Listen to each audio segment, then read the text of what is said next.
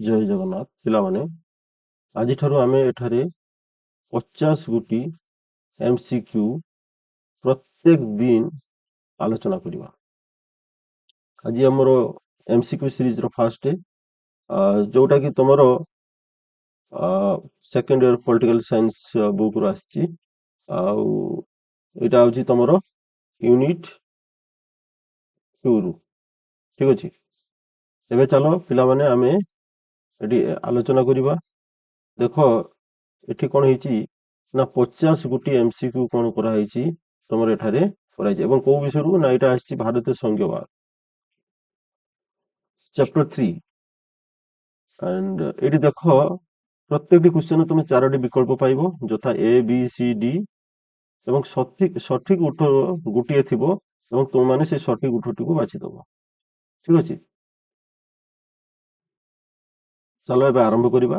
ପ୍ରଥମ କ୍ୱେଶ୍ଚନ ଅଛି, ଭାରତକୁ କେଉଁ ବିଦ୍ୱାନ କ୍ୱାସି ଫେଡେରାଲ ବା ଅର୍ଦ୍ଧ ସଂଘୀୟ ରାଷ୍ଟ୍ର ବୋଲି କହିଥିଲେ?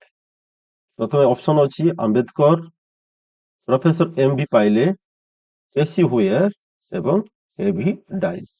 ଯାର ସଠିକ ଆନ୍ସରଟି ହବ କେସି ହୁଏର। କେସି ହୁଏର କଣ କହିଥିଲେ ନା କେସି ହୁଏର କହିଥିଲେ ଯେ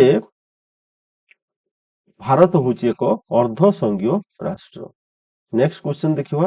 ନେକ୍ସଟ କ୍ୱେଶ୍ଚନ ଅଛି, ଭାରତୀୟ ସମ୍ବିଧାନ ଅନୁସାରେ ଭାରତକୁ କଣ ବୋଲି ବର୍ଣ୍ଣନା କରାଯାଇଛି? ତାର ଅପସନ ଗୁଡିକ ଅଛି ରାଷ୍ଟ୍ର ଗୁଡିକର ସଂଘ, ୟୁନିୟନ ଅଫ ଷ୍ଟେଟ, ରାଷ୍ଟ୍ର ଗୁଡିକର ସ୍ୱାଧୀନ ରାଷ୍ଟ୍ର ଗୁଡିକର ସଂଘ, କନଫେଡେରେସନ, ଏକୀକୃତ ରାଷ୍ଟ୍ର, ୟୁନିଟାରୀ ଷ୍ଟେଟ ଏବଂ ସହଯୋଗୀ ସଂଘ, କୋଅପରେଟିଭ ଫେଡେରେସନ। ତ ୟାର ସଠିକ ଆନ୍ସରଟି କଣ ହବ ନା ଏକ ନମ୍ବରଟି ହବ, ସରି ଅପସନ ଏ ହବ ୟୁନିୟନ ଅଫ ଷ୍ଟେଟ। କାରଣ ତମେ ଜାଣିଛ ଆର୍ଟିକିଲ 1 ରେ ଅଛି ଇଣ୍ଡିଆ ଦ୍ୟାଟ ଇଜ ଭାରତ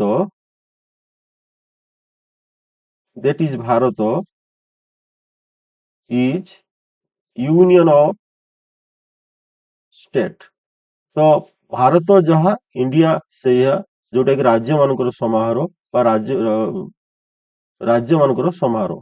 ଏଠି ରାଷ୍ଟ୍ର ଲେଖା ହେଇଛି, ଆକ୍ଚୁଆଲି ଏଟା ରାଜ୍ୟ ହବ। ଠିକ ଅଛି, ୟୁନିୟନ ଅଫ ଷ୍ଟେଟ, ଏଇ ୱାର୍ଡଟି ମନେ ରଖିବ। ନେକ୍ସଟ କ୍ୱେଶ୍ଚନ, ଭାରତୀୟ ସଂଘୀୟ ବ୍ୟବସ୍ଥାର କେଉଁ ଲକ୍ଷଣ ଅନ୍ୟତମ? ଆକ୍ଚୁଆଲି ଏଇଟାରେ ଟିକେ ବନେଇଲା ବେଳେ ଟିକେ ଅପସନ ଟିକେ ଏପଟ ସେପଟ ଅଛି, ତେଣୁକରି କ୍ୱେଶ୍ଚନଟିକୁ ମୁଁ ସ୍କିପ୍ କରୁଛି। କାରଣ ସେ କହୁଛି ଭାରତୀୟ ସଂଘୀୟ ବ୍ୟବସ୍ଥା କେଉଁ ଲକ୍ଷଣଟି ଅନ୍ୟତମ? କେଉଁ ଲକ୍ଷଣଟି ଦେଖାଯାଏ? Dual citizenship. ଡୁଆଲ ସିଟିଜେନସିପଟା ଭାରତରେ ଦେଖାଯାଏ ନାହିଁ, এটা ୟୁଏସଏ ରେ ଦେଖାଯାଏ ଏବଂ ଅନ୍ୟ କେତେକ ଦେଶରେ ଦେଖାଯାଏ ଏଠି ଡୁଆଲ ସିଟିଜେନସିପ। ଆଉ ତାପରେ ଲିଖିତ ସମ୍ବିଧାନ ତ ଭାରତରେ ଏଟା ଦେଖାଯାଏନି, ଆଉ ଲିଖିତ ସମ୍ବିଧାନ ତ ଭାରତର ଅଛି। ସବୁଠୁ ବଡ ସମ୍ବିଧାନ, ବିଶ୍ୱରେ ସବୁଠୁ ବଡ ବୃହତ ଲିଖିତ ସମ୍ବିଧାନ। ତାପରେ କଠୋର ସମ୍ବିଧାନ, ଭାରତୀୟ ସମ୍ବିଧାନ ତ କଠୋର ନୁହେଁ, କ୍ୱାସି ଫେଡେରାଲ ଅଛି।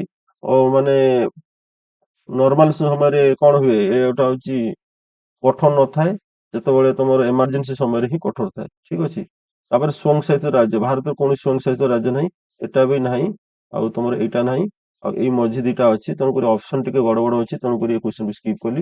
ତାପରେ ନେକ୍ସଟ ଦେଖିବା, କେନ୍ଦ୍ର ରାଜ୍ୟ ମଧ୍ୟରେ ଅଧିକାର ବଣ୍ଟନ କେଉଁ ଅନୁସୂଚୀରେ ଦର୍ଶାଯାଇଛି? ତ କେଉଁ ଅନୁସୂଚୀ ହବ? ଚତୁର୍ଥ ଅନୁସୂଚୀ, ସପ୍ତମ ଅନୁସୂଚୀ, ଅଷ୍ଟମ ଅନୁସୂଚୀ, ନବମ ଅନୁସୂଚୀ ଏବଂ ତମର କଣ ଅଛି? ଚତୁର୍ଥ ଅନୁସୂଚୀ, ସପ୍ତମ ଅନୁସୂଚୀ, ଅଷ୍ଟମ ଅନୁସୂଚୀ, ନବମ ଅନୁସୂଚୀ। ଏହା ସଠିକ ଆନ୍ସରଟି ହବ କଣ ନା ସଠିକ ଆନ୍ସରଟି ହବ ଏଇ ସପ୍ତମ ଅନୁସୂଚୀ। ସପ୍ତମ ଅନୁସୂଚୀରେ କଣ ଲେଖା ହେଇଛି ନା ସପ୍ତମ ଅନୁସୂଚୀରେ ଅଛି ହେଲା ୟୁନିୟନ, ଷ୍ଟେଟ ଏଣ୍ଡ କନକୁରେଣ୍ଟଲି ତିନିଟା ଲିଷ୍ଟ ପ୍ରଦାନ କରାଯାଇଛି। ସେ ତିନିଟା କୋଉଠି ଅଛି? ସପ୍ତମ ଅନୁସୂଚୀ। ତାହେଲେ ଠିକ ରାଇଟ ଆନ୍ସର ହବ ସପ୍ତମ ଅନୁସୂଚୀ। ତାପରେ ନେକ୍ସଟ ଦେଖିବା, ଅବଶିଷ୍ଟ କ୍ଷମତା ବା ରିସିଡୁଆଲ ପାୱାର କାହାକୁ ପ୍ରଦାନ କରାଯାଇଅଛି? ତ ରିସିଡୁଆଲ ପାୱାର କହିଲେ କଣ ବୁଝ ନା, ଏଇ ଯୋଉ ମୁଁ ପ୍ରଥମେ କହିଲି ଆମର ତିନିଟା ଅନୁସୂଚୀ ଅଛି, ସରି ତିନିଟା ଲିଷ୍ଟ ଅଛି, ୟୁନିୟନ ଲିଷ୍ଟ, ଷ୍ଟେଟ ଲିଷ୍ଟ ଏବଂ କନକୁରେଣ୍ଟ ଲିଷ୍ଟ। ତ ଯୋଉ ଗୁଡିକ ତମର କୌଣସି ଲିଷ୍ଟରେ ନଥାଏ ସେଇଗୁଡିକ କୁହାଯାଏ କଣ ନା ରେସିଡୁଆଲ କ୍ଷମତା। ଏଇଟା କୋଉ ମାନଙ୍କୁ ଦିଆଯାଇଛି ନା ଏଇଟା ରାଜ୍ୟ ମାନଙ୍କୁ ଦିଆଯାଇଛି, ନା ରାଷ୍ଟ୍ରକୁ ଦିଆଯାଇଛି, ନା କେନ୍ଦ୍ର ସରକାରଙ୍କୁ ଦିଆଯାଇଛି, ନା ସର୍ବୋଚ୍ଚ ନ୍ୟାୟାଳୟ? ଏଇଟା ଦିଆଯାଇଛି ଆକ୍ଚୁଆଲି କେନ୍ଦ୍ର ସରକାରଙ୍କୁ ଦିଆଯାଇଛି। ଠିକ ଅଛି, ନେକ୍ସଟ ଦେଖିବା, ଏମର୍ଜେନ୍ସି ବା ଜରୁରୀ ପରିସ୍ଥିତି କେଉଁ ଅନୁଚ୍ଛେଦ ଅଧୀନରେ ଘୋଷଣା କରାଯାଏ? ଅର୍ଥାତ୍ କେଉଁ ଆର୍ଟିକିଲ ଅଧୀନରେ ଘୋଷଣା କରାଯାଏ? ଏଠାରେ ତୁମର ଦିଆଯାଇଛି କଣ ନା ତିନି ଗୋଟି ଆର୍ଟିକିଲ ଦିଆହେଇଛି। ପ୍ରଥମ ହେଉଛି 352, ତାପରେ ଅଛି 356, ତାପରେ ଅଛି 360 ଏବଂ କ୍ୱେଶ୍ଚନ ଅଛି ଲାଷ୍ଟ କଣ ଅଛି ଅଲ୍ ଅଫ୍ ଦ ଏବଭ୍। ଏଟା କଣ ହେବ ନା ଏଠାରେ ଏ ସବୁ ଗୁଡିକ ହବ ଅଲ୍ ଅଫ୍ ଦ ହବ। କାହିଁକି ମୁଁ ଏଠି ଲେଖି ଦଉଛି ତମେ ମନେ ରଖ। 352 ଟା କେତେବେଳେ ଦିଆଯାଏ ନା ବ୍ୟବହାର କରାଯାଏ ନା ଯୁଦ୍ଧ, ବାହ୍ୟ ଶତ୍ରୁ ଆକ୍ରମଣ ଆଉ ସଶସ୍ତ୍ର ବିଦ୍ରୋହ। ଏହି ସମୟରେ 352 ଏମର୍ଜେନ୍ସି ଜାରି କରାଯାଏ ଏବଂ ତମର ଯେତେବେଳେ ରାଜ୍ୟର ସମ୍ବିଧାନ ବିଫଳତା ହୁଏ ସେତେବେଳେ ରାଜ୍ୟ ଗୋଟିଏ ପର୍ଟିକୁଲାର ରାଜ୍ୟ ପାଇଁ ହଉ ବା ଗୋଟେ ଦୁଇଟି ରାଜ୍ୟ ପାଇଁ ଯୋଉ ରାଜ୍ୟରେ ସାମ୍ବିଧାନିକ ବ୍ୟବସ୍ଥା ଠିକ ସେ ଚାଲିପାରେ ନାହିଁ ସେତେବେଳେ 356 ର ପ୍ରୟୋଗ କରାଯାଏ ଏବଂ ଯେତେବେଳେ ଆର୍ଥିକ ପରିସ୍ଥିତି ବିପଦ ଆସିଥାଏ ସେତେବେଳେ 360 ଏ ତିନିଟା ଏକ ଏମର୍ଜେନ୍ସି ରାଷ୍ଟ୍ରପତି ଘୋଷଣା କରନ୍ତି। ତେଣୁକରି ଅପସନ ଅନୁଯାୟୀ ସେ କହୁଛି କେଉଁ ଜରୁରୀକାଳୀନ ପରିସ୍ଥିତିରେ ଅନୁଚ୍ଛେଦରେ କେଉଁ ଅନୁଚ୍ଛେଦରେ ଘୋଷଣା କରାଯାଏ ନା ତମର 352, 356 ଏବଂ 360 ତିନିଟା ଘୋଷଣା କରାଯାଉଥିବାରୁ ତମର ଆନ୍ସର କଣ ହେଲା ଅଲ୍ ଅଫ୍ ଦ ଏଭବ୍ ହେଲା। ଠିକ ଅଛି, ନେକ୍ସଟ ଯିବା। କେଉଁ ଅନୁଚ୍ଛେଦ ରାଜ୍ୟମାନଙ୍କୁ କେନ୍ଦ୍ର ସରକାରଙ୍କ ନିର୍ଦ୍ଦେଶ ପାଳନ କରିବାକୁ ବାଧ୍ୟ? ବଢିଆ କ୍ୱେଶ୍ଚନ ଅଛି। ତାହେଲେ କେଉଁ ଅନୁଚ୍ଛେଦ? ଅନୁଚ୍ଛେଦ ମାନେ ତୁମେ ଏଠି ମନେ ରଖିବ ଏଠାରେ ଆର୍ଟିକିଲ୍ସ କୁ କୁହାଯାଇଛି। କେଉଁ ଆର୍ଟିକିଲ୍ସ ଅନୁଯାୟୀ 256, 257, 256 ଏବଂ 57 ଏବଂ 263 କେଉଁଠି ହବ ନା ଦେଖ ପିଲାମାନେ ଏଇଟା ହବ ତମର ଅପସନ ସି ହବ ଉଭୟ 256 ଏବଂ 257 ଦୁଇଟି ଆର୍ଟିକେଲ ବ୍ୟବହାର କରାଯାଇଛି। କେମିତି ନା 256 ରାଜ୍ୟକୁ କେନ୍ଦ୍ର ଆଇନ ପାଳନ କରିବାକୁ ଏବଂ 257 କଣ କରୁଛି କେନ୍ଦ୍ରର କାର୍ଯ୍ୟ ପାଳନରେ ସହାୟତା କରିବାକୁ ବାଧ୍ୟ। 56 କହୁଛି କଣ ନା କେନ୍ଦ୍ର ଯୋଉ ଆଇନଟା ପ୍ରଣୟନ କରିବ ସେଟା ରାଜ୍ୟ ପାଳନ କରିବ ଏବଂ 57 କଣ କିଛି କହୁଛି କଣ ନା ଯୋଉଟା କେନ୍ଦ୍ର ପାଳନ କରୁଥିବ ସେଟାକୁ ରାଜ୍ୟ ମାନେ କଣ କରିବେ ତାକୁ ସହଯୋଗ ଦେବେ। ତେଣୁକରି ଆମର ଅପସନ ହେଲା ସି। ଠିକ ଅଛି, ତାପରେ ନେକ୍ସଟ ଦେଖିବା। କେନ୍ଦ୍ର ରାଜ୍ୟ ମଧ୍ୟରେ ବିବାଦ ସମାଧାନ ପାଇଁ କେଉଁ ସଂସ୍ଥାଟି ଦାୟୀ? ଅପସନ ଗୁଡିକ ଦିଆଯାଇଛି କଣ ନା ରାଷ୍ଟ୍ରପତି, ତାପରେ ଦିଆଯାଇଛି ସର୍ବୋଚ୍ଚ ନ୍ୟାୟାଳୟ, ତାପରେ ଦିଆଯାଇଛି ତମର ମହାନ୍ୟାୟବାଦୀ ଆଡଭୋକେଟ ଜେନେରାଲ ଯୋଉଟା କହୁଛ, ତାପରେ ଆନ୍ତର୍ଜାତୀୟ ମଧ୍ୟସ୍ଥି ଆୟୋଗ। ତାହେଲେ ଆମେ ଦେଖିବା ୟାର ଏନ୍ସରଟି କଣ ହେବ ନା ୟାର ଏନ୍ସରଟି ହେବ ଦେଖ ପିଲାମାନେ ରାଷ୍ଟ୍ରପତିଙ୍କର କୌଣସି ପ୍ରକାରର କେନ୍ଦ୍ର ରାଜ୍ୟ ସମସ୍ୟାର ସମାଧାନ କରିପାରିବେନି। ଆଡଭୋକେଟ ଯୋଉ ମହାନ୍ୟାୟବାଦୀ ଆଡଭୋକେଟ ଜେନେରାଲ ସିଏ ବି ଏଥିରେ ହସ୍ତକ୍ଷେପ କରନ୍ତିନି। ଆଉ ଆନ୍ତର୍ଜାତିକ ମଧ୍ୟସ୍ଥି ତ କରିବାଟା ପୁରା ସମ୍ପୂର୍ଣ୍ଣ ବିରୋଧୀ, କାରଣ ଏଟା ତ ହେଇପାରିବନି। ଆମର ଏଟା କିଏ ସମାଧାନ କରନ୍ତି ସର୍ବୋଚ୍ଚ ନ୍ୟାୟାଳୟ ବା ସୁପ୍ରିମକୋର୍ଟ। ତାପରେ କୁହାହଉଛି କୋଅପରେଟିଭ ଫେଡେରାଲିଜିମକୁ ଓଡ଼ିଆରେ କଣ କହନ୍ତି? କୋଅପରେଟିଭ ଫେଡେରାଲିଜିମକୁ ଓଡ଼ିଆରେ କଣ କୁହନ୍ତି? ସଂଘର୍ଷମୂଳକ ସଂଘବାଦ, ସହଯୋଗୀ ସଂଘବାଦ, କେନ୍ଦ୍ରୀକୃତ ସଂଘବାଦ, ବିକେନ୍ଦ୍ରୀକୃତ ସଂଘବାଦ ମାନେ ସେଣ୍ଟ୍ରାଲାଇଜଡ, ଏଟା ହଉଛି ଡିସେଣ୍ଟ୍ରାଲାଇଜଡ। ଠିକ ଅଛି, କଣ କୁହାଯାଏ ତା ରାଇଟ ଆନ୍ସରଟି କଣ ହବ ନା ଇଏ ହବ ସହଯୋଗୀ ସଂଘବାଦ। କାହିଁକି ସହଯୋଗୀ ସଂଘବାଦ ନା ଯେଉଁଠାରେ କେନ୍ଦ୍ର ଏବଂ ରାଜ୍ୟ ସରକାରଙ୍କ ମଧ୍ୟରେ ଥିବା ସହଯୋଗ ଓ ସାମଞ୍ଜସ୍ୟ ରହିଥାଏ ସେଇଠାରେ ଆମେ କହୁ ସହଯୋଗୀ ସଂଘବାଦ। ଯୋଉଟା କି ଆମର ଭାରତ ସରକାର ଯାହା ନିଷ୍ପତ୍ତି ନିଅନ୍ତି ରାଜ୍ୟ ସରକାର ତାକୁ ମାନନ୍ତି। ତେଣୁକରି ଆମେ ତାକୁ କୋଅପରେଟିଭ ଫେଡେରାଲିଜିମ ମଧ୍ୟ କହିପାରିବା, ଓଡିଆରେ କହିପାରିବା। ଏବଂ ଏବେ ଗୋଟେ ବଢିଆ କ୍ୱେଶ୍ଚନ ଆସିଛି ଯୋଉଟା କି ଫାର୍ଷ୍ଟ ଇୟର ବି ଥିଲା। କନଫେଡେରେସନ ଏବଂ ଫେଡେରେସନ ମଧ୍ୟରେ ଗୋଟିଏ ପାର୍ଥକ୍ୟ କଣ? କନଫେଡେରେସନ ଭଲସେ ଶୁଣ, କନଫେଡେରେସନ ଏବଂ ଫେଡେରେସନ ମଧ୍ୟରେ ଗୋଟିଏ ପାର୍ଥକ୍ୟ କଣ? କନଫେଡେରେସନ ରେ ସଦସ୍ୟ ରାଷ୍ଟ୍ର ସ୍ୱାଧୀନ ଥାନ୍ତି, ଫେଡେରେସନରେ ନୁହନ୍ତି। କନଫେଡେରେସନରେ କେନ୍ଦ୍ରୀୟ ସରକାର ଦୁର୍ବଳ, ଫେଡେରେସନରେ ଶକ୍ତିଶାଳୀ। କନଫେଡେରେସନରେ ସଦସ୍ୟ ରାଷ୍ଟ୍ର ସଂଘ ଛାଡି ପାରନ୍ତି, ଫେଡେରେସନରେ ସାଧାରଣତଃ ନୁହେଁ। ତାହେଲେ ଏଠି ଆମେ କୋଉ ଆନ୍ସରଟି ବାଛିବା? ଦେଖ ପିଲାମାନେ ଭଲସେ ଏ କ୍ୱେଶ୍ଚନ ଗୁଡିକ ପଢ ଏବଂ ପ୍ରଥମେ ଜାଣ ଏ କନଫେଡେରେସନ କଣ ଆଉ ଫେଡେରେସନ କଣ। ନା କନଫେଡେରେସନ ଯୋଉ ଏଇଟା ଦେଖୁଛ କନଫେଡେରେସନ ଏଇଟା ଗୋଟେ କଣ ନା ଢିଲା ସଂଘ। ଠିକ ଅଛି, ଏଇଟା ଗୋଟେ ଢିଲା ସଂଘ। ଆଉ ଫେଡେରେସନ ଗୋଟେ କଣ ନା ଏଇଟା ହଉଛି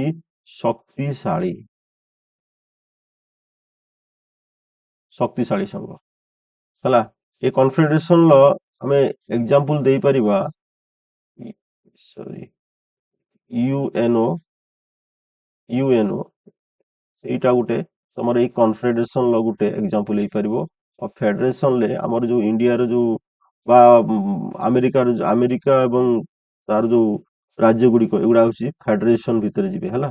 ଏଇଠି ସେ କହୁଛି କନଫେଡେରେସନ ରେ ସଦସ୍ୟ ରାଷ୍ଟ୍ର ସ୍ୱାଧୀନ ଥାନ୍ତି, ଅର୍ଥାତ ୟୁଏନ ରେ ଯୋଉମାନେ ମେମ୍ବର ବା ସାର୍କ ରେ ଯୋଉମାନେ ମେମ୍ବର ସେମାନେ ସବୁ ସ୍ୱାଧୀନ ଭାବେ ନିଷ୍ପତ୍ତି ସେଠି ୟୁଏନ ରେ କୌଣସି କର୍ତ୍ତୃତ୍ୱ ନଥାଏ ରାଜ୍ୟ। ଆଉ ଫେଡେରେସନ ରେ ନୁହନ୍ତି, ଅର୍ଥାତ ଯୋଉଟା ତମର ମନେକର ଭାରତ ଏ ଗୋଟେ ଟାଇପ ର ଫେଡେରାଲ ଷ୍ଟେଟ, ମାନେ ଭାରତରେ ବି ମଧ୍ୟ ବା ଆମେରିକାରେ ମଧ୍ୟ ଫେଡେରାଲ ଗଭର୍ଣମେଣ୍ଟ ଯୋଉ ଡିସିସନ ନବ ତାର ଷ୍ଟେଟ ଗଭର୍ଣମେଣ୍ଟ ମାନେ ସେଇ ଡିସିସନ ନବାକୁ ବାଧ୍ୟ। ତେଣୁକରି ଫେଡେରେସନରେ ସଦସ୍ୟ ରାଷ୍ଟ୍ର ଗୁଡିକ ସ୍ୱାଧୀନ ନୁହନ୍ତି। କନଫେଡେରେସନରେ କେନ୍ଦ୍ରୀୟ ସରକାର ଦୁର୍ବଳ, ଉପରେ ଯୋଉ ସରକାର ଥିବ ସିଏ ଦୁର୍ବଳ, ଏଙ୍କ ଉପରେ କୌଣସି ଆକ୍ସନ ନେଇପାରିବ। ଫେଡେରେସନରେ ଶକ୍ତିଶାଳୀ। କନଫେଡେରେସନରେ ସଦସ୍ୟ ରାଷ୍ଟ୍ର ସଂଘ ଛାଡି ପାରନ୍ତି, ଯାହାର ଇଚ୍ଛା ହେଲା ସେ ତ କଣ ହବ କନଫେଡେରେସନରୁ ସେ କୁଇଟ୍ କରିଯିବ ବା ବାହାରି ଯିବ, କିନ୍ତୁ ଫେଡେରେସନ ଏଇଟା ହେଇପାରିବନି। ତେଣୁକରି ଆମେ ଯଦି ସବୁ ଗୁଡାକୁ ଦେଖିବା ସବୁ ଗୁଡା ଠିକ ଅଛି। ତେଣୁକରି ଅପସନ କଣ ହବ? ଏଇ ଡି ଅପସନ ଟା ହବ ଅଲ୍ ଅଫ ଦ ଏଭବ। ଠିକ ଅଛି, ତାପରେ ନେକ୍ସଟ କ୍ୱେଶ୍ଚନ ଦେଖିବା। ନିମ୍ନଲିଖିତ ମଧ୍ୟରୁ କେଉଁଟି ଭାରତୀୟ ସଂଘବାଦର ଏକ କେନ୍ଦ୍ରୀକରଣ ପ୍ରବଣତା ବା ସେଣ୍ଟ୍ରାଲାଇଜିଂ ଫିଚର୍ସ ନୁହେଁ? ଭଲସେ କ୍ୱେଶ୍ଚନ ଲେଖି ଜାଣିବ। କେନ୍ଦ୍ରୀକରଣ ପ୍ରବଣତା ବା ସେଣ୍ଟ୍ରାଲ ଫିଚର ନୁହେଁ, ଏଇ ନୁହେଁ ୱାର୍ଡ ଟା ହିଁ କନଫ୍ୟୁଜ କରେ ମ୍ୟାକ୍ସିମମ୍ ଟାଇମରେ। ତେଣୁକରି ଏଠି ଆମେ ଦେଖିବା ଏବଂ ୟାର ସବୁଠୁ ବଡ କଥା ହଉଛି ଆମକୁ କଣ କରିବାକୁ ପଡିବ, ଯୋଉଠି ନୁହେଁ ଅଛି ବା ଅଛି ସେଇଟାକୁ ଆମେ ଯୋଉ ଚାରିଟା ଅପସନ ଆସୁଛି ସେ ଚାରିଟା ଅପସନ ଭିତରୁ ଆମକୁ ଗୋଟିଏ କଣ କରିବାକୁ ପଡିବ, ବାଛିବାକୁ ପଡିବ, ଅନ୍ୟ ଗୁଡିକୁ ଏଲିମିନେଟ କରିବାକୁ ପଡିବ। ହଉ ଠିକ ଅଛି, ଆମେ ପଢିଦେଲା ପରେ ଜାଣିପାରିବା। ଆପତ୍ତିଜନକ ପରିସ୍ଥିତିର ବ୍ୟବସ୍ଥା, ଏମର୍ଜେନ୍ସି ପ୍ରୋଭିଜନ, ରାଜ୍ୟପାଳଙ୍କ ନିଯୁକ୍ତି, ଆପଏଣ୍ଟମେଣ୍ଟ ଅଫ ଗଭର୍ଣ୍ଣର, ରାଜ୍ୟ ସୂଚୀରେ ଥିବା ବିଷୟରେ ରାଜ୍ୟ ମାନଙ୍କର ସମ୍ପୂର୍ଣ୍ଣ ନିୟନ୍ତ୍ରଣ, କେନ୍ଦ୍ର ସରକାରଙ୍କ ନିର୍ଦ୍ଦେଶ ପାଳନ କରିବା ବାଧ୍ୟତା। ଦେଖ ପିଲାମାନେ, ମୁଁ ଯେତିକି ଯୋଉ ଅପସନ ଗୁଡା ଦେଖୁଛି ସେ ଅପସନ ଗୁଡା ଅଲରେଡି ମୁଁ ଆଲୋଚନା କରିସାରିଲିଣି। ଆପତ୍ତିଜନକ ପରିସ୍ଥିତିର ବ୍ୟବସ୍ଥା ମାନେ ଏମର୍ଜେନ୍ସି ପ୍ରୋଭିଜନ ଅଛି, ସମ୍ବିଧାନରେ ଅଛି। ରାଜ୍ୟପାଳଙ୍କ ପ୍ରତି ରାଜ୍ୟରେ ରାଜ୍ୟପାଳ ନିଯୁକ୍ତି ପାଆନ୍ତି, ଇଏ ବି ଅଛି। ରାଜ୍ୟ ସୂଚୀ ଥିବା ବିଷୟରେ ରାଜ୍ୟମାନଙ୍କ ସମ୍ପୂର୍ଣ୍ଣ ନିୟନ୍ତ୍ରଣ, ଏଇଟା ନାହିଁ, କାରଣ ଯୋଉ ରାଜ୍ୟ ସୂଚୀରେ ଯାହା ଅଛି କେନ୍ଦ୍ର ସରକାର ଚାହିଁଲେ ତାକୁ ବି ପରିବର୍ତ୍ତନ କରିଦେଇପାରିବେ। ତେଣୁକରି ଏଠି ରାଜ୍ୟ ସରକାର ସମ୍ପୂର୍ଣ୍ଣ ନିୟନ୍ତ୍ରଣ ନାହିଁ। ତାପରେ କେନ୍ଦ୍ର ସରକାର ନିର୍ଦ୍ଦେଶ ପାଳନ କରିବା ଏଟା ବି ବାଧ୍ୟ। ତେଣୁକରି ଆମର କହିଥିଲା ନାହିଁ, ତେଣୁକରି ଯୋଉଟା ଭୁଲ ହେଲା ସେଇଟା ଠିକ ହବ। ତେଣୁକରି ଅପସନ ସି ହେଲା ଠିକ। ତାପରେ ଯିବା, ଭାରତର ସମ୍ବିଧାନ ସଂଶୋଧନ ପାଇଁ କେଉଁ ପଦ୍ଧତି ଅନୁସରଣ କରାଯାଏ? ଦେଖ, ସାଧାରଣ ବହୁମତ ଦିଆଯାଇଛି, ସଂସଦର 2/3 ବହୁମତ, ସଂସଦ 2/3 ବହୁମତ ଓ ଅଧା ରାଜ୍ୟର ଅନୁମୋଦନ ହେଲା। ତାପରେ ବିଭିନ୍ନ ବିଷୟ ପାଇଁ ବିଭିନ୍ନ ପଦ୍ଧତି। ତେଣୁକରି ଆମର ଅପସନ ଟା କଣ ହବ ନା ପିଲାମାନେ ଭଲସେ କ୍ୱେଶ୍ଚନ ଟିକୁ ପଢ।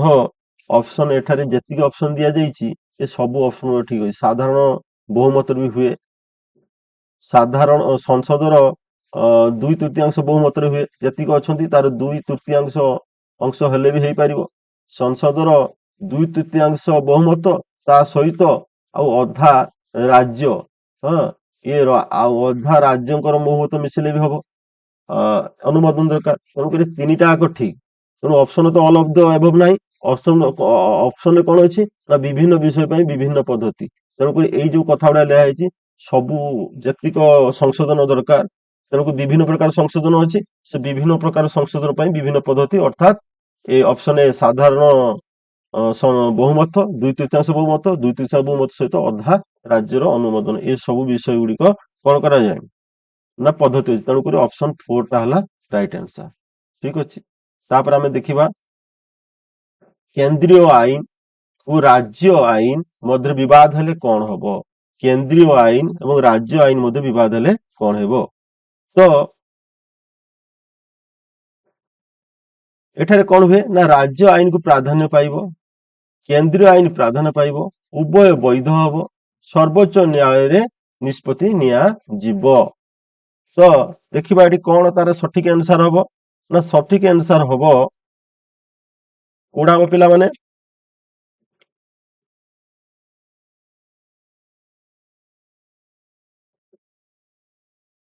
ତ ରାଜ୍ୟ ଆଇନ ସ୍ଥାନ ପାଇବ, କେବେ ବି ନୁହେଁ। ଏବଂ ପ୍ରଥମେ ଆମେ ଦେଖିବା ଏଇଟା କୋଉ ଆର୍ଟିକିଲରେ ଅଛି। ନା ଏଇଟା ମନେ ରଖିଥିବ, ପରୀକ୍ଷାରେ ବି ଆସିବ।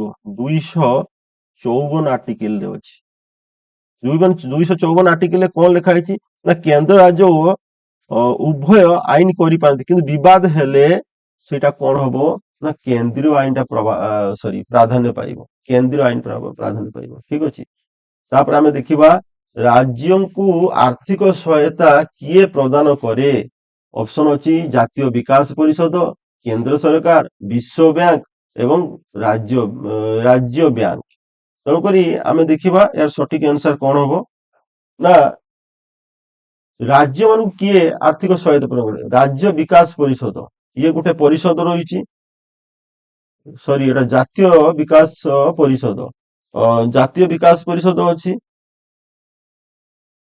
ତାପରେ କେନ୍ଦ୍ର ସରକାର ଅଛନ୍ତି, ବିଶ୍ୱ ବ୍ୟାଙ୍କ ଅଛନ୍ତି, ରାଜ୍ୟ ବ୍ୟାଙ୍କ ଅଛନ୍ତି। କୋଉଟା ସଠିକ ହବ ନା ସଠିକ ହବ କେନ୍ଦ୍ର ସରକାର ହେଲା। ଯଦିଓ ଜାତୀୟ ବିକାଶ ପରିଷଦ କିନ୍ତୁ କେନ୍ଦ୍ର ସରକାର ଅଧୀନସ୍ଥ ଜାତୀୟ ବିକାଶ ପରିଷଦ ନା, ତେଣୁକରି ଏଠି କେନ୍ଦ୍ର ସରକାରଟା ହବ। ଏବଂ ମୁଁ ଆଉ ଟିକେ ତମକୁ କହିଦଉଛି, ତେବେ କେନ୍ଦ୍ର ସରକାର କେବଳ ଯେ ଗୋଟେ ବିକାଶ ପରିଷଦ କରନ୍ତି ସେୟା ନୁହେଁ। ତାଙ୍କୁ କାହିଁକି ଆମେ କେନ୍ଦ୍ର ସରକାରଟାକୁ ଗ୍ରହଣ କଲେ ନା ମେନଲି କେନ୍ଦ୍ର ସରକାର ଗୋଟେ ପ୍ଲାନିଂ କମିଶନ ଅଛି। ଠିକ ଅଛି, ପ୍ଲାନିଂ କମିଶନ ଅଛି। ଆଉ କଣ ଅଛି? ଆଉ ତମର ପ୍ଲାନିଂ କମିଶନ ପରେ ଅଛି ନୀତି ଆୟୋଗ। ନୀତି ଆୟୋଗ ଅଛି। ଆଉ ତେଣୁକରି ଏଇ ପ୍ଲାନିଂ କମିଶନ ହଉ, ନୀତି ଆୟୋଗ ହଉ, ଏଇ ସବୁ ମାଧ୍ୟମରେ କଣ କରେ କେନ୍ଦ୍ର ସରକାର କଣ କରେ ଋଣ ପ୍ରଦାନ କରିଥାଏ। ତାପରେ ଦେଖ 15 ନମ୍ବର କ୍ୱେଶ୍ଚନ ଆସୁଛି ରାଜ୍ୟପାଳ କାହାର ପ୍ରତିନିଧି ଭାବେ କାର୍ଯ୍ୟ କରନ୍ତି? ଆମର ଅପସନ ଗୁଡିକ ଅଛି ରାଜ୍ୟ ମନ୍ତ୍ରୀ ପରିଷଦ, ରାଜ୍ୟ ବିଧାନସଭା, ଭାରତର ରାଷ୍ଟ୍ରପତି ଆଉ ପ୍ରଧାନମନ୍ତ୍ରୀ। ସଠିକ ଆନ୍ସରଟି କଣ ହବ ନା ସଠିକ ଆନ୍ସରଟି ହବ ନା ଇଏ ରାଷ୍ଟ୍ରପତିଙ୍କର କଣ ରାଷ୍ଟ୍ରପତିଙ୍କର ପ୍ରତିନିଧି ଭାବେ କାର୍ଯ୍ୟ କରିଥାନ୍ତି। ଠିକ ଅଛି। ତାପରେ ଦେଖିବା ଭାରତରେ ସିଙ୍ଗଲ ସିଟିଜେନସିପ ବା ଏକକ ନାଗରିକ କୁହାଯାଉଥିବାର ଅର୍ଥ କଣ? ନା ୟାର ଅର୍ଥ କଣ ଆମେ ଦେଖିବା।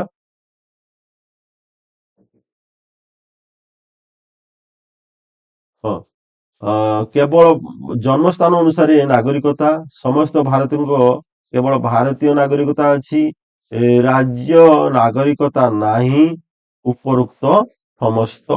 ଏଠାରେ କଣ କୁହାଯିବ ନା ଏଇ ଅପସନ ନମ୍ବର ସିଟା ହିଁ ହବ। ଜନ୍ମସ୍ଥାନ ଅନୁସାରେ ନାଗରିକତା, ଭାରତର ନାଗରିକତା ମିଳେ ଜନ୍ମସ୍ଥାନ ଅନୁସାରେ। ସମସ୍ତ ଭାରତୀୟ କେବଳ ଭାରତୀୟ ନାଗରିକତା ଅଛି, ଏଟା ତ ଠିକ। ରାଜ୍ୟର ନାଗରିକତା ନାହିଁ, ଆଉ ରାଜ୍ୟର ନାଗରିକତା ନାହିଁ, ଏଇଟା ଠିକ ହବ। ହଉ, ନେକ୍ସଟ ଆମେ ଦେଖିବା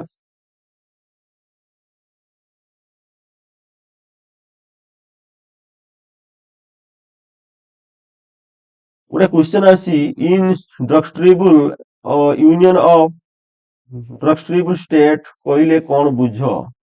ନା ୟାର ଅର୍ଥ ହଉଛି କଣ? ରାଜ୍ୟ ଗୁଡିକର ସଂଘ ଛାଡି ପାରିବେ ନାହିଁ। ସଂଘ ଅବିଭାଜ୍ୟ, କିନ୍ତୁ ରାଜ୍ୟ ଗୁଡିକର ସୀମା ପରିବର୍ତ୍ତନ ହୋଇପାରେ।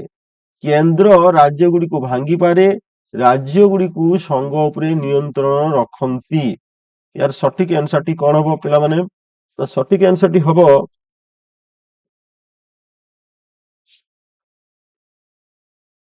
ସଂଘ ଅବିଭାଜ୍ୟ କିନ୍ତୁ ରାଜ୍ୟ ଗୁଡିକର ସୀମା ପରିବର୍ତ୍ତନ ହୋଇପାରେ। ଯୋଉଟା କି ତମର ସଂଘ ଅବିଭାଜ୍ୟ ମାନେ ଆମେ ସଂଘରୁ ଭାଙ୍ଗି ପାରିବାନି କିନ୍ତୁ ରାଜ୍ୟକୁ ଚାହିଁଲେ ଆମେ ଭାଙ୍ଗି ଦେଇ ପାରିବା ବା ରାଜ୍ୟର ପରିବର୍ତ୍ତନ ସୀମାର ପରିବର୍ତ୍ତନ କରିପାରିବା। ଏଇ ଲାଇନ ଟିକି ତମେ ଟିକେ ମନେ ରଖିଥିବ। ଠିକ ଅଛି, ତାପରେ ନେକ୍ସଟ ଯିବା।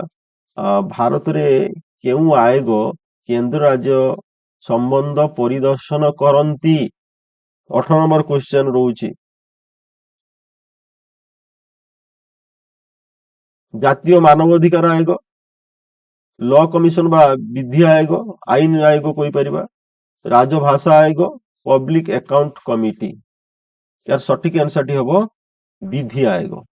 ठीक अछि, तापर आमे देखिबा निम्नलिखित मध्यरु केउटी भारतीय संघीय एक समानुपातिक लक्षण नुहे। 19 नंबर टा आमे देखिबा राज्यसभा रे समस्त राज्य समान प्रतिनिधित्व पाती नाही। लोकसभा रे आसन संख्या अनुसारे राष्ट्रपति निर्वाचन रे समस्त राज्य मतदान मूल्य समान। केन्द्रायत्त अंचल गुड़िक स्वतंत्र मान्यता दिया जाई थाए। तो यार सठिक आंसर टी कौन हबो ना सठिक आंसर टी हबो राष्ट्रपति निर्वाचन रे राज्य मानक मतदान समान मूल्य समान केमिति होउची आमे देखिबा। हो प्रथमटा होउची राज्यसभा रे समस्त राज्य समान प्रतिनिधित्व पाते नहीं। आमर राज्यर पपुलेशन अनुଯାयी कौन मिली थाए ना प्रतिनिधित्व मिलता है। जेमिति ओडिशा रु 10टा 10 जन राज्यसभा को जाती, तेणु अन्य को राज्य दुई जन कोटे सबुठु अधिका यूपी रे जाती 30 उपरे जाती 30 प्लस जाती, तेणुक एटा हैला नहीं। तापर लोकसभा रे आसन संख्या जनसंख्या अनुसार एटा भी ठीक कथा।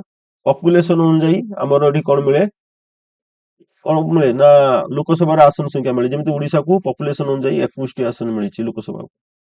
तापरे कहूची राष्ट्रपति निर्वाचन समस्त राज्यर मतदान मूल्य समान, अर्थात ये जो आमर राज्यसभा सदस्य अच्छी से राज्यसभा सदस्य मानकर भोट भैल्यूटा समान थाए। तेणुक यही ऑप्शन टा ही ठीक होउची। तापर फोर्थ ऑप्शन थिला केंद्र शासित अंचल गुड़िकर स्वतंत्र मान्यता।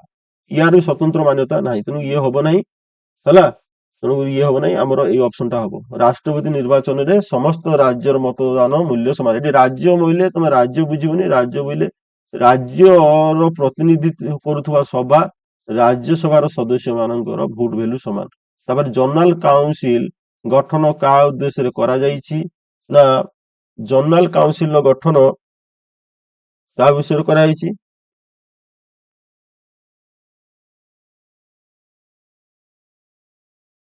आर्थिक योजना पाई, प्रादेशिक सहयोग समन्वय पाई, शिक्षा नीति पाई एवं व्यावहारिक व्यापार पाई। एटा करा जाइछि एक्चुअली कोन ना प्रादेशिक सहयोग और समन्वय रक्षा करिया पाई। ठीक अछि, तापर आमे आगु जिबा भारतीय संविधान रो केउ अंश को संविधान हृदय बा आत्मा बोली कहा जाए। केउ अंश को बढ़िया क्वेश्चन अछि, बहुत इंपोर्टेंट। ए क्वेश्चन टा भी परीक्षा रे आसी पारे हैला, बहुत इंपोर्टेंट। एटा स्टार मारी रखिबो।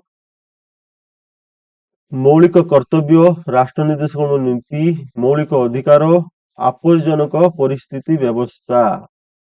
आपत्तिजनक परिस्थिति व्यवस्था माने इमरजेंसी पावर कथा कहूँ, तेणु कौटा हबो ना तुम मानकर हबो कौटा ना मौलिक अधिकार हबो। ठीक अछि,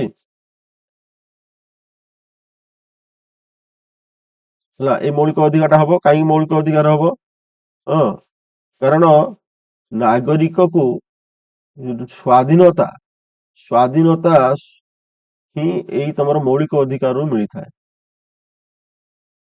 ठीक अछि, तापर देखिबा राज्य शब्दटी संविधान केउ अंश रे व्याख्या करा आइछि। बढ़िया क्वेश्चन रे अछि।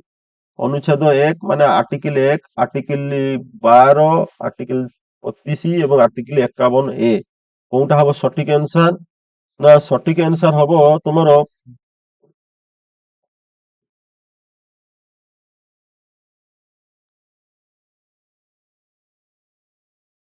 आर्टिकल 12।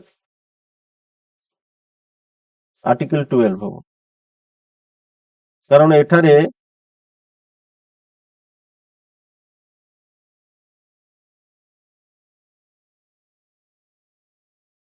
ଏଇ କଥା ବର୍ଣ୍ଣନା କରାଯାଇଛି, ରାଜ୍ୟ ଶବ୍ଦଟି ବର୍ଣ୍ଣନା କରାଯାଇଛି। ହଉ, ତାପରେ ଆମେ ଦେଖିବା ସମ୍ମିଳିତ କନକୁରେଣ୍ଟ ଲିଷ୍ଟ ରେ କେତୋଟି ବିଷୟ ଅଛି?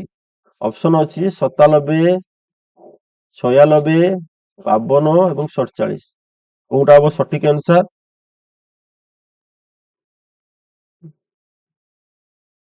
ସଠିକ ଆନ୍ସର କୋଉଟା ହବ ପିଲାମାନେ? ସଠିକ ଆନ୍ସର ହବ ଅପସନ ନମ୍ବର ସି।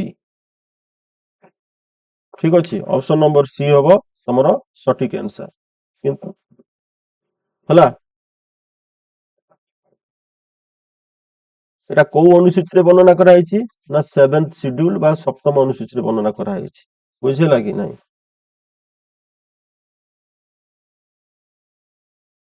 ଏଇଟା ମୂଳ କନଷ୍ଟିଟ୍ୟୁସନରେ ଅଛି 52ଟି। ହଉ, ଠିକ ଅଛି, ଦେଖିବା। ତାପରେ ଦେଖିବା ନେକ୍ସଟ, କେଉଁ ସଂଘୀୟ ଉପାଦାନ ଭାରତରେ ନାହିଁ? ଲିଖିତ ସମ୍ବିଧାନ, ସର୍ବୋଚ୍ଚ ନ୍ୟାୟାଳୟ, ବିଚାର ବିଭାଗ ପୃଥକୀକରଣ, କେନ୍ଦ୍ର ରାଜ୍ୟ ମଧ୍ୟରେ ଅଧିକାର ବିଭାଜନ। ବହୁତ ଡିଫିକଲ୍ଟ କ୍ୱେଶ୍ଚନ, ଟିକେ ତାକୁ ଟିକେ ଭଲସେ ଦେଖିବାକୁ ପଡିବ। ହେଲା, ତ ଏଠି କଣ ଅଛି? ନା ଆମର ତ ଲିଖିତ ସମ୍ବିଧାନ ଅଛି। ଆମର ଏଠାରେ କଣ ଅଛି? ନା ଲିଖିତ ସମ୍ବିଧାନ ଅଛି। ସର୍ବୋଚ୍ଚ ନ୍ୟାୟାଳୟ ବି ଅଛି। କେନ୍ଦ୍ର ରାଜ୍ୟ ମଧ୍ୟରେ ଅଧିକାର ବିଭାଜନ, ମୁଁ କହିଛି 3ଟା ଲିଷ୍ଟ ଅଛି, ତେଣୁକରି ଅଧିକାର ବିଭାଜନ ଅଛି। କିନ୍ତୁ ବିଚାର ବିଭାଗର ସମ୍ପୂର୍ଣ୍ଣ ପୃଥକୀକରଣ ହେଇନାହିଁ, କମ୍ପ୍ଲିଟ ସେପାରେସନ ଜୁଡିସିଆରୀ ହେଇନାହିଁ। ହେଲା,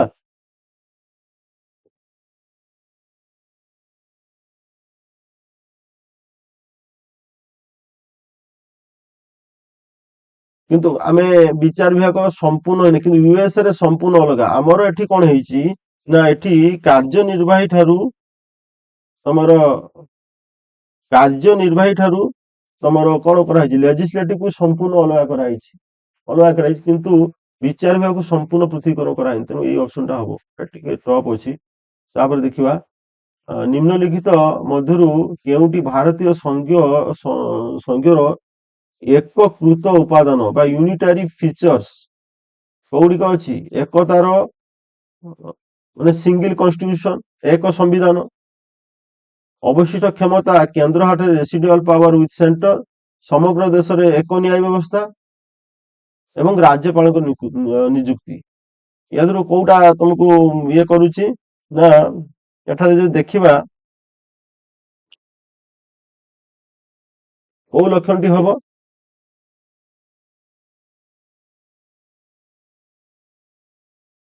क्वेश्चन आउ ଥରେ ପଢ।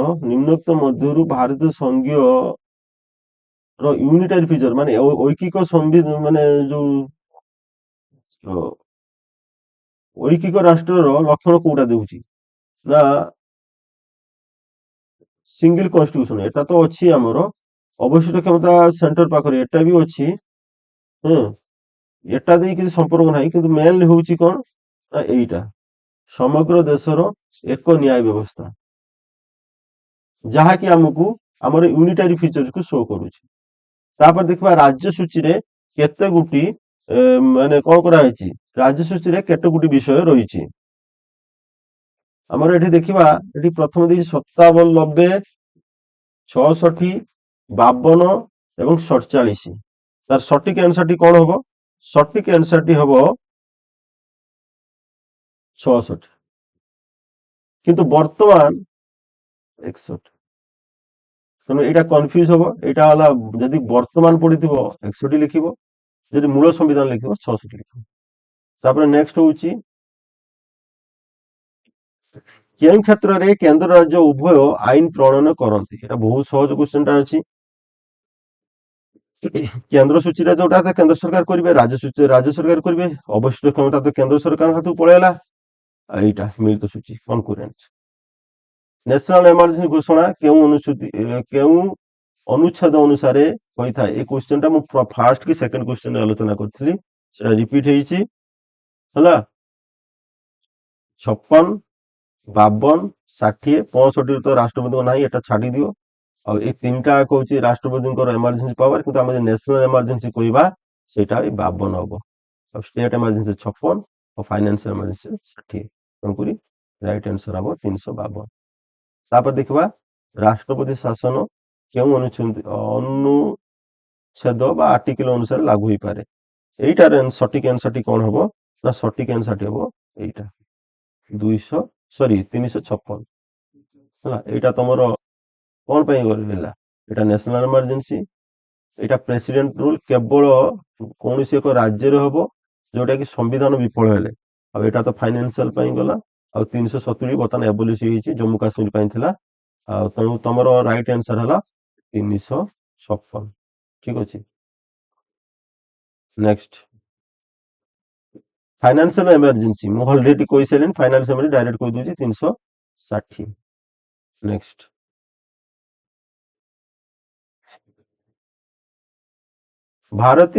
ଭାରତରେ ସହଯୋଗୀ ସଂଘବାଦ କୋଅପରେଟିଭ ଫେଡେରାଲିଜିମ ପ୍ରତିଷ୍ଠା କେଉଁ ସଂସ୍ଥା ଦାୟୀ? ତ 31 ନମ୍ବରଟି ଆମର ଦେଖିବା। 31 ନମ୍ବରଟି କଣ ହଉଛି,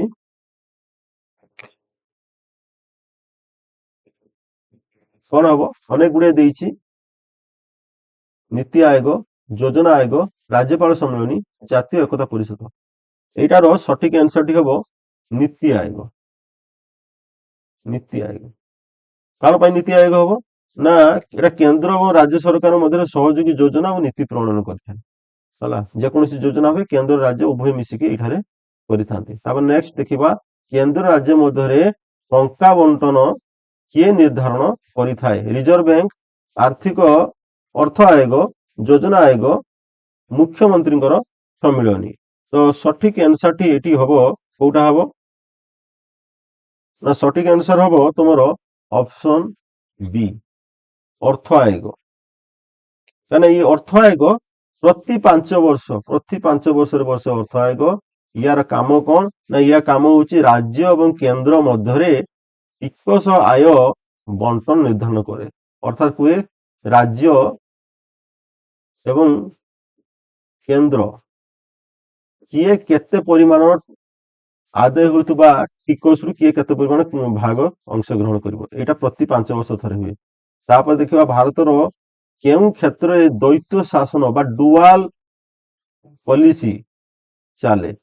ନ୍ୟାୟ ବ୍ୟବସ୍ଥା, କାର୍ଯ୍ୟକାରୀ ଓ ବିଧାନ ବିଭାଗ, ଏକ୍ଜିକ୍ୟୁଟିଭ ଏବଂ ଲେଜିସ୍ଲେଟିଭ, ଆଉ ନିର୍ବାଚନ ପ୍ରକ୍ରିୟା, ଆର୍ଥିକ ବ୍ୟବସ୍ଥା। କୋଉଟା ହବ ୟା ରାଇଟ୍ ଆନ୍ସର ହବ ନା ରାଇଟ୍ ଆନ୍ସର ହବ ଏଇଟା ଅପସନ বি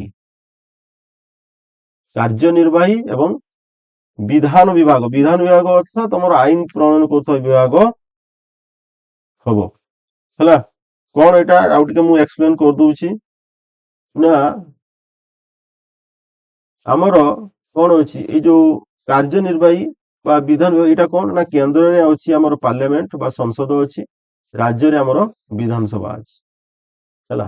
ଏଇ ଦୁଇଟା ଏହାରି କାମ, ଏଇ ଦୁଇଟାର କାମ ଏଇ ଦୁଇ ଜଣଙ୍କର। ସେ କେନ୍ଦ୍ର ପାଇଁ କରିବ ସଂସଦ ଆଉ ରାଜ୍ୟ ପାଇଁ କରିବ ବିଧାନସଭା। ତେଣୁକରି ଠିକ ଅପସନଟା ହବ ଏଇଟା ଅପସନ ବି। ତାପରେ ଇଣ୍ଟର ଷ୍ଟେଟ କାଉନସିଲ ଗଠନ କେଉଁ ଅନୁଚ୍ଛେଦ ଅଧୀନରେ ହୁଏ? इंटर स्टेट काउंसिल 34 नंबर देख 352 263 280 352 352 तो मुझे कहीदेली एटा प्रेसिडेंट इमरजेंसी भीतर जाऊ तेणु एटा हबनी उपरोक्त मध्य कोटी एटा तो हबनी एटा हब 263 सठिक आंसर हम इंटर स्टेट काउंसिल किए करुछि ना 263 जोटा न आसुथि खाली जस्ट गोटे कॉपी पेन रखिक लिखि दउथु। तापर देखिबा भारतर केउं क्षेत्र में सर्वोच्च न्यायालय न्यायाधीश न्यायाधिकरण रही हमर देख 35 नंबरटा कौन अच्छी मौलिक अधिकार रक्षा, केंद्र राज्य विवाद, समस्त मामलार अपील, उपरोक्त समस्त ऑल ऑफ द एबव। ताने सटीक आंसर टी कौन हेबो ना सटीक आंसर टी हेबो सबुगुड़ा हम मौलिक अधिकार रक्षा, केंद्र राज्य विवाद, समस्त मामलार अपील जेहेतु ये 3टा हम ऑल ऑफ द एबव हम ठीक अच्छे। राज्य पुनर्गठन आईन केते मसीह पारित होता? राज्य पुनर्गठन आईन केते मसीह पारित होता? तो आमर ऑप्शन एटारे अच्छी 47, 50, 56 ଏବଂ 60। ୟାର ସଠିକ ଆନ୍ସରଟି କଣ ହବ ପିଲାମାନେ? ନା 1956 ମସିହାରେ ହେଇଥିଲା। ମନେ ରଖିଥିବ 1956 ମସିହାରେ ରାଜ୍ୟ ପୁନର୍ଗଠିତ ଆଇନ ପାରିତ ହୋଇଥିଲା। ଆଉ ଗୋଟିଏ କଥା ମନେ ରଖିବ, ଏଇଟା ଭାଷା ଭିତ୍ତିକ ହେଇଥିଲା।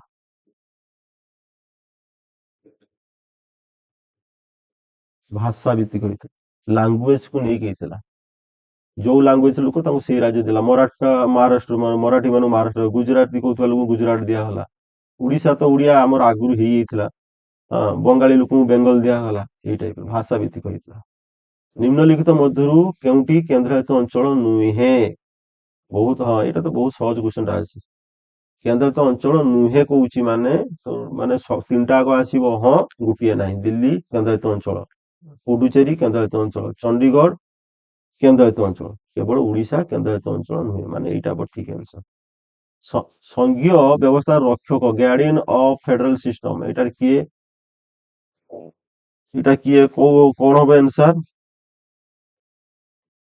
ରାଷ୍ଟ୍ରପତି ନୁହନ୍ତି। ସର୍ବୋଚ୍ଚ ନ୍ୟାୟାଳୟ, ନିର୍ବାଚନ ଆୟୋଗ, ଅର୍ଥ ଆୟୋଗ।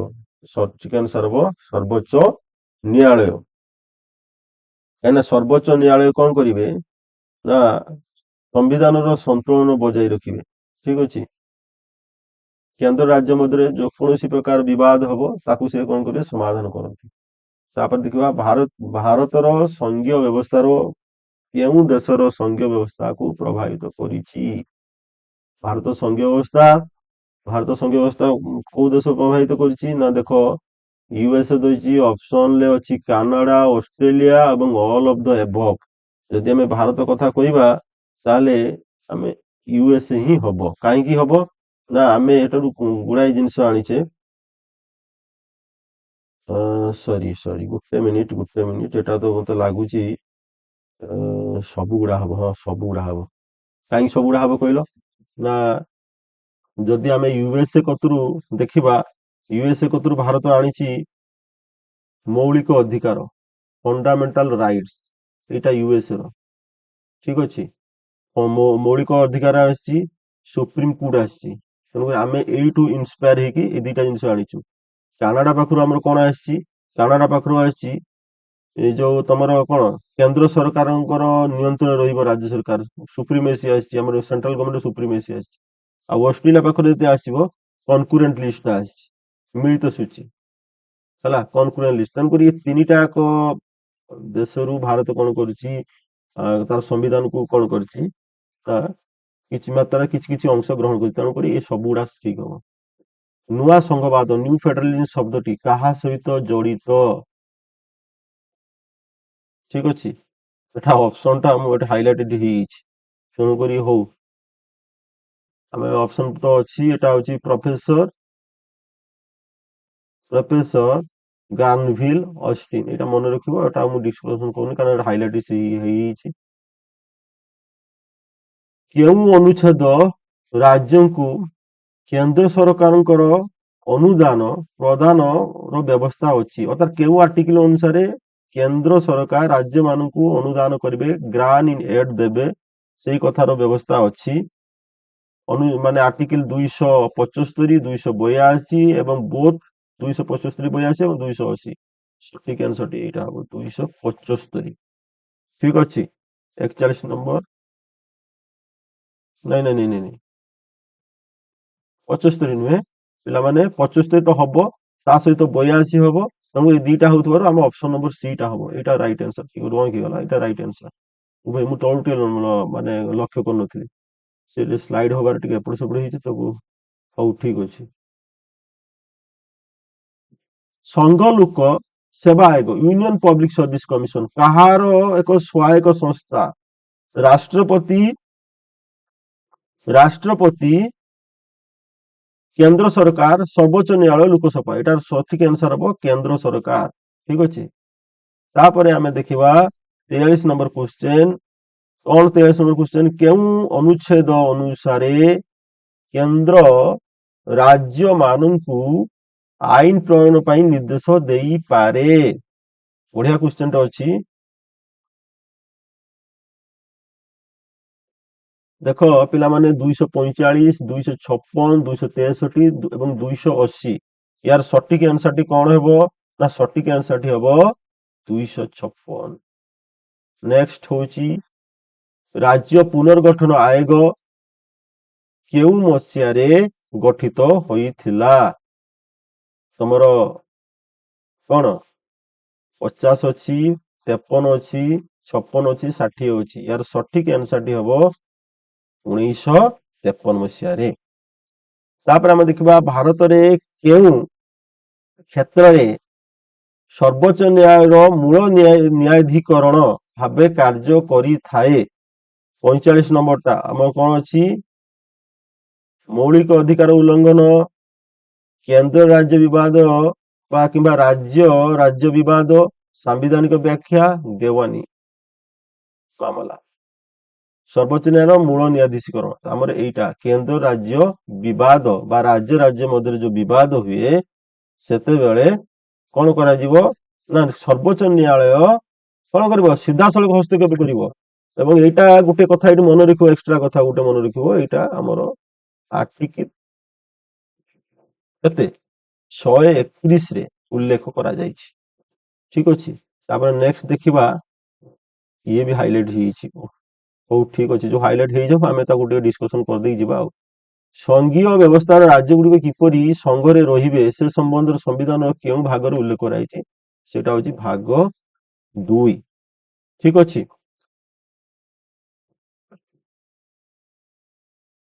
ତାପରେ 47 ନମ୍ବର, ରାଜ୍ୟ ମାନଙ୍କର ସମ୍ବିଧାନ ବିଫଳତା ଅବସ୍ଥାରେ କେନ୍ଦ୍ର ସରକାର କଣ କରିବ? ରାଷ୍ଟ୍ରପତି ଶାସନ ଲାଗୁ କରିବ, ରାଜ୍ୟ ବିଧାନସଭା ଭାଙ୍ଗି ଦେଇପାରେ, କେନ୍ଦ୍ର ସରକାର ସିଧାସଳଖ ଶାସନ କରିବ। ଏ ତିନିଟା ଯାକ ଠିକ ଅଛି, ତମର ଅପସନ ନମ୍ବର 4 ହବ।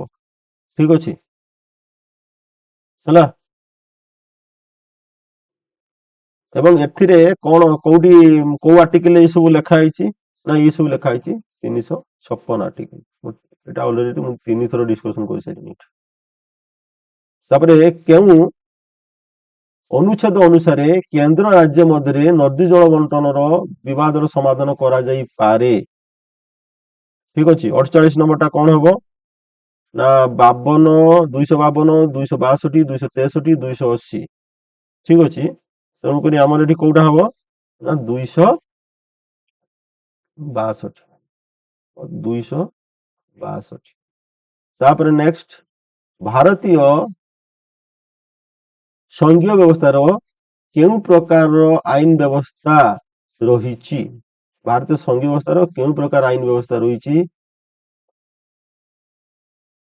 ଅପସନ ଅଛି ଦ୍ୱୈତୀୟ ଆଇନ ବ୍ୟବସ୍ଥା, ଏକକ ଆଇନ ବ୍ୟବସ୍ଥା, ସଂଯୁକ୍ତ ଆଇନ ବ୍ୟବସ୍ଥା, ପୃଥକ ଆଇନ ବ୍ୟବସ୍ଥା।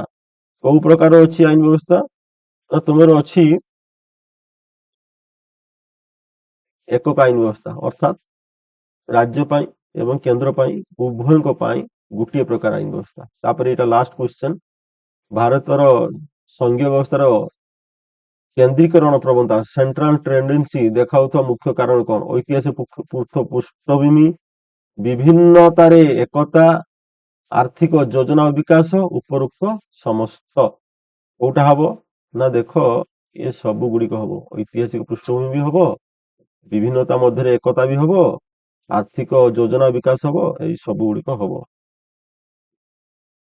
ହଉ ଠିକ ଅଛି। ତୁମମାନଙ୍କର ତାହେଲେ ସଠିକ ଆନ୍ସରଟି ହେଲା ଅପସନ ନମ୍ବର ଡି। ତୁମମାନଙ୍କର 50ଟି କ୍ୱେଶ୍ଚନ କମ୍ପ୍ଲିଟ ହେଇଗଲା। ପ୍ରତ୍ୟେକ ଦିନ ମୁଁ ଏହିପରି ଭାବରେ 50ଟି କ୍ୱେଶ୍ଚନ କୁ ଡିସ୍କସନ କରିବି। ତମମାନେ ଏକ କପି ପେନ୍ ରଖି ତାକୁ କଣ କରିବ ନୋଟ କରିନବ। ହଁ, ଏବଂ ଏ ସବୁ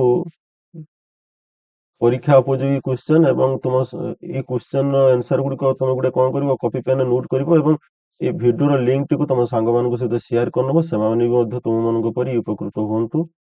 ହଉ ରହିଲି, ଜୟ ଜଗନ୍ନାଥ।